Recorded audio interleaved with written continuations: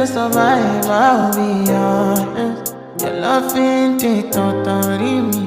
I am so obsessed. I want to chop your kwabi. Ule, your body they make me shit.